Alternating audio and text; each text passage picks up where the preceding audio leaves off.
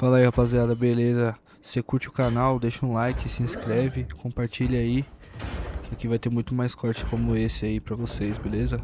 Valeu! E eu já quero aproveitar e chamar ao palco o terceiro sabatinado do dia, Renan Santos, do partido Missão. Vamos aproveitar e ver um vídeo sobre a vida de Renan Santos. Renan Santos tem apenas 42 anos. Mas o expressivo histórico de quem ajudou a criar o maior movimento político dos últimos anos no Brasil, que ele transformou com seus colegas do MBL no Partido Missão, pelo qual disputará a presidência da República.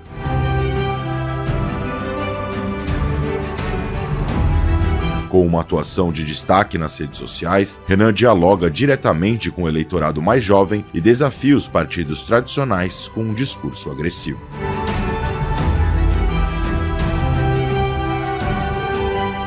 Com viés da direita liberal, o jovem que se destacou como um dos líderes da mobilização pelo impeachment de Dilma Rousseff promete uma reforma administrativa profunda, combate à corrupção e uma política de enfrentamento ao crime sem concessões, inspirada no presidente salvadorenho Nayib Bukele. Bom dia a todos. Candidato Renan, assim como falamos com todos os candidatos aqui, essa é uma entrevista de emprego para o próximo CEO do Brasil.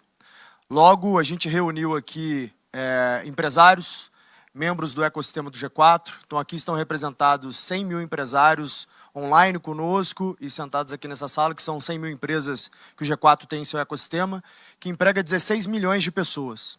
Então, uma parcela importante da massa salarial brasileira está aqui para sabatiná-lo e, obviamente, exige uma pergunta tão dura quanto o cargo que o senhor pretende ocupar. Renan, o senhor passou 10 anos derrubando e criticando quem governa, mas nunca assinou uma folha de pagamento relevante, nunca respondeu por um orçamento, nunca demitiu ninguém olhando no olho. Nenhum empresário nessa sala contrataria um CEO com esse currículo para tocar uma padaria. E o senhor está pedindo a maior operação do país. E o problema não para na execução. Alcança também as suas convicções. O senhor diz que bolsonarismo e petismo são duas faces da mesma decadência. Mas as pesquisas desenham um segundo turno entre Flávio Bolsonaro e Lula. E nesse cenário, não existe terceira face hoje. Branco e nulo não somam para ninguém. Só que o seu eleitor é esmagadoramente antipetista. Então, cada voto seu que se anula desfalca apenas o lado que enfrenta o Lula. A neutralidade que o senhor vende como pureza é, na prática, um empurrão para o Planalto de quem o senhor diz combater, o Lula. Então responda a essas coisas que essa plateia precisa ouvir. Qual foi a entrega mais difícil que o senhor já geriu na vida, com números, prazo e resultado auditável, e, estando fora do segundo turno, entre Flávio e Lula, em quem o senhor vota? E avisamos desde já, não estaremos no segundo turno não é resposta, porque estadista de verdade responde, inclusive, aos cenários em que perde. Boa tarde a todos. Muito obrigado aí pela oportunidade. Bom, a pergunta já começa com uma imprecisão um tanto quanto bizarra, porque minha vida pregressa toda passou por administrar empresas. Eu sei o que é fazer uma folha de pagamento, e o pior, eu sei o que é pegar uma empresa fechada, quebrada, com os funcionários devendo 5 meses sem receber, botar para andar baseado no crédito pessoal que eu construí recuperando empresas. Trabalhei isso não com uma nem com duas, mas com quase uma dezena de empresas ao longo da minha vida.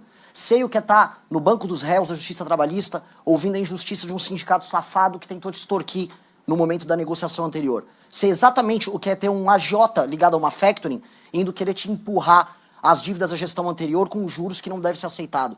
Sei justamente fazer isso. E essa é a postura que o próximo presidente da República tem que ter, porque a gente vai pegar um cenário muito similar a esse. Só que essas são as minhas realizações antes de me tornar um líder político. E um líder político é um líder que necessita tomar esse tipo de decisão num contexto novo, em que não se conta apenas a ética da convicção, que é a ética da convicção que eu contei todos os anos em que eu fui militante político, algo que eu tenho orgulho, faço desde 2014, mas também como liderança que precisa da ética da responsabilidade, que é quem vai assumir um país e vai ter que tomar decisões muito, mas muito difíceis. Pois bem, como líder político, no movimento, eu criei o maior movimento político do Brasil, isso é oferível, nós fizemos a maior ação política com as maiores manifestações da história do Brasil ao longo dos últimos anos, que foi o impeachment da Dilma Rousseff. Organizei essas manifestações, ajudei a criar a linguagem política daquilo que chama de direita no Brasil, algo que foi surfado por muito vagabundo por aí. Depois disso, consegui criar um partido político, algo que o ex-presidente Bolsonaro tentou e falhou miseravelmente, estando no poder, botando seus filhos para tentar tocar isso, algo que naturalmente eles não conseguiriam com a baixa inteligência que eles têm à disposição. Fiz isso no menor período de tempo.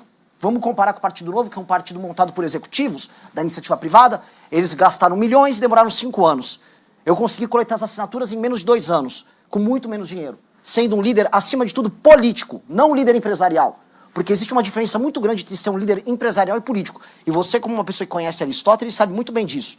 Não existe nada mais nobre do que a boa atividade política e a busca do bem comum. Nesse sentido, eu até não concordo, me permita discordar, Thales, da ideia de que eu estou fazendo uma entrevista de emprego. Porque liderar um país não é uma entrevista de emprego. Liderar um país é apontar o caminho de um povo como um todo. Meu objetivo não é obter um lucro, meu objetivo é obter um horizonte. São coisas diferentes, ambas muito nobres, mas elas têm naturezas diferentes. E a gente tem que entender essa natureza. E o que me qualifica nesse sentido para estar aqui, além dessa experiência pretérita e dessas realizações que são metrificáveis, no partido político que eu montei, eu tinha uma folha de pagamento que envolvia milhares de jovens espalhados pelo Brasil. Milhares, que ficavam debaixo de chuva, debaixo de sol, tomando não na cara de um monte de gente, que falava, eu não vou acreditar em montagem de partido, o Brasil não precisa de um partido. E eu tinha que toda quinta-feira, toda sexta-feira, pagar o valor deles, obtendo doação, vendendo produtos, e montei um partido vendendo livro. Num país de pessoas iletradas que não dão valor à leitura, eu vendi livro e a venda de livro foi responsável pelos 50% do faturamento que montou esse partido. Então o que eu sou é um líder gestor qualificado no setor privado, porque a política, a atividade política que eu toco, inclusive o partido político, é um ente privado. E é um ente privado em que nós fazemos muito mais com muito menos. Criei a revista Valete, que é a segunda maior revista de política e cultura do Brasil impressa, depois da revista Piauí, não estou falando em digital, porque a nossa é só impressa. Criei um ecossistema do Valete Plus com 50 mil usuários para produção de conteúdo independente, uma rede social própria. Isso nos qualifica usando, volto a colocar, o que há de melhor em termos de gestão para ser um grupo político inovador. E aí o que as eleições nos mostram é fazer mais com menos. Sobre a política de segundo turno, eu volto a repetir, eu vou lutar e um líder não vai ficar aqui falando, eu não vou para o segundo turno, e qual é esse cenário? Não posso fazer isso. Imagina o Alexandre em Gaugamela. Você ama o Alexandre assim como eu. Imagine o Alexandre em Gaugamela. Não sei, acho que vou negociar com o Dario. Não, ele foi até o fim. E eu tenho que ser assim. Porque o mesmo time, o mesmo exército de militantes que eu motivei a montar um partido político, eu tenho que motivar agora. E eu não posso ter compromisso com o erro. A família Bolsonaro e o lulismo são duas faces da mesma moeda, não porque são iguais, eles são diferentes entre si, mas porque ambos geram danos terríveis para o nosso futuro. A gente está penhorando o nosso futuro. A discussão política dessas eleições vai ficar centrada no quê? O Lula dá mais um pouco de pé de meia, o Lula dá mais um vale-gás para as pessoas e o Flávio Bolsonaro oferecer celular de graça para mulher, para melhorar a intenção de voto com mulher? Essa que se tornou a discussão política no Brasil, tinha que estar falando de desindexação, desvinculação, reforma de competitividade. Eu não aceito trabalhar com essas categorias. E isso não é ficar neutro, isso não é fugir. Até porque quando você adota esse caminho, o que acontece é que você apanha dos dois lados, que foi o que aconteceu comigo. Mas sabe o que acontece também? Você se torna um líder melhor.